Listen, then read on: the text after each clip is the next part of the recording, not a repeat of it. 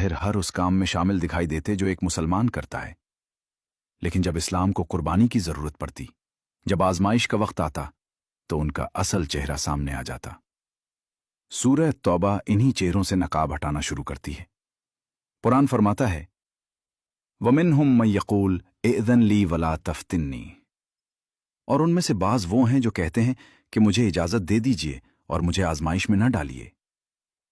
یہ الفاظ صرف ایک بہانہ نہیں تھے، بلکہ ایک ذہنیت کی عکاسی کرتے تھے۔ جب دین قربانی مانگتا تو یہ لوگ راستہ تلاش کرتے کہ کسی طرح ذمہ داری سے بچ جائیں۔ زبان پر خوبصورت الفاظ ہوتے، لیکن مقصد صرف اپنی جان اور اپنے مفادات کو محفوظ رکھنا ہوتا۔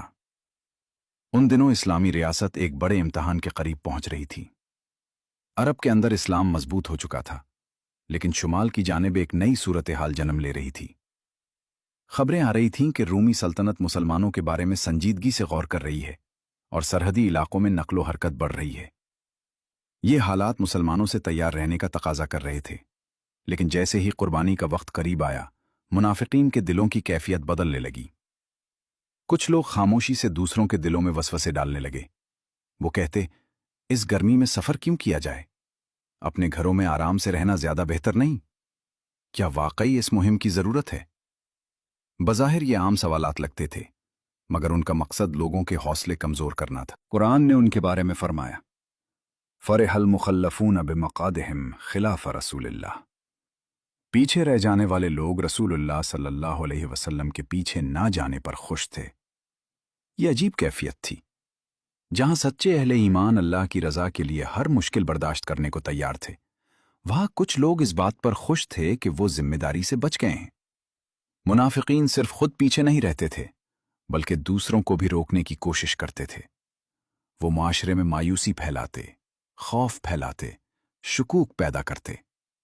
انہیں معلوم تھا کہ اگر مسلمانوں کے دل کمزور ہو جائیں تو دشمن کو میدان میں آنے کی ضرورت بھی نہیں پڑے گی۔ اسی لیے قرآن نے بار بار ان کے طرز عمل کو بے نقاب کیا۔ لیکن منافقت صرف جنگ سے بچنے تک محدود نہیں تھی۔ اصل مسئلہ یہ تھا کہ ان کے دل اسلام کے ساتھ مخلص نہیں تھے۔ جب مسلمانوں کو کامیابی ملتی تو انہیں تکلیف ہوتی، جب کوئی مشکل آتی تو وہ اندر ہی اندر خوش ہوتے۔ قرآن نے ان کی اس نفسیات کو یوں بیان کیا، ان تصبک حسنۃ تسؤہم وان تصبک مصیبۃ یقولوا قد اخذنا امرنا من قبل۔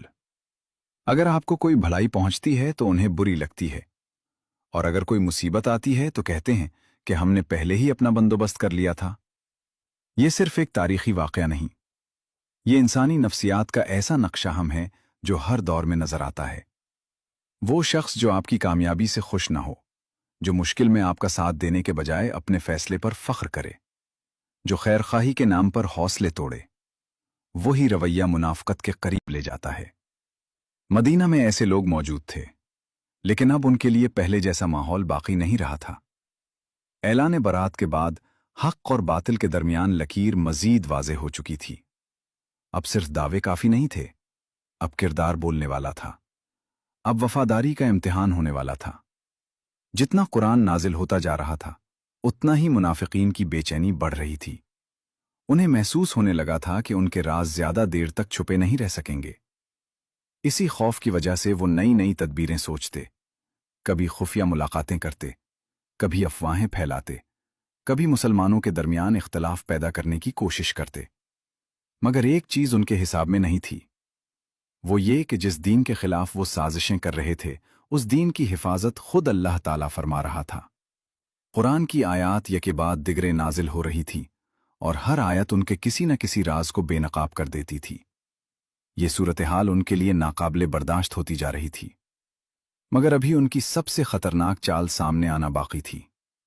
ایک ایسی چال جو بظاہر عبادت کے نام پر تھی، ایک ایسی تدبیر جس کے ظاہری روپ کو دیکھ کر عام آدمی دھوکہ کھا سکتا تھا۔ انہوں نے ایک ایسی جگہ تیار کی جہاں نماز بھی پڑھی جانے والی تھی، اللہ کا نام بھی لیا جانے والا تھا، اور عبادت کا ماحول بھی دکھائی دینے والا تھا۔ لیکن حقیقت میں اس کے پیچھے مقصد کچھ اور تھا۔ یہ صرف ایک عمارت نہیں تھی، یہ مسلمانوں کے اتحاد پر حملہ تھا، یہ ایمان کے قلعے کے اندر سے درار ڈالنے کی کوشش تھی۔ اور سورۃ التوبہ اب اسی سازش کا پردہ چاک کرنے والی تھی، ایک ایسی سازش जिसे तारीख मस्जिद ज़रार के नाम से याद करती है। मुनाफिकीन जानते थे कि वो मैदान जंग में मुसलमानों का मुकाबला नहीं कर सकते। तबूक की तैयारियों ने उनकी हकीकत को पहले ही बहुत हद तक बेनकाब कर दिया था। उनके बहाने, उनकी कमजोरियां और उनकी खुफिया बातें अब लोगों के सामने आने लगी थीं। लेकिन वो हार मानने वाले नहीं थे। उन्होंने एक नया रास्ता इख्तियार किया, ऐसा रास्ता जो बज़ाहिर इबादत का रास्ता था, मगर हकीकत में तफरक़े और साजिश का रास्ता था। मदीना के करीब क़बा के इलाके में पहले ही एक मस्जिद मौजूद थी। ये वो मस्जिद थी जिसकी बुनियाद तक़वा पर रखी गई थी और जहां मुखलिस मुसलमान नमाज अदा करते थे।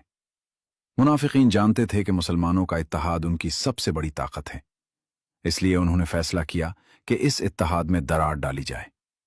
उन्होंने एक नई मस्जिद तामीर करना शुरू कर दी।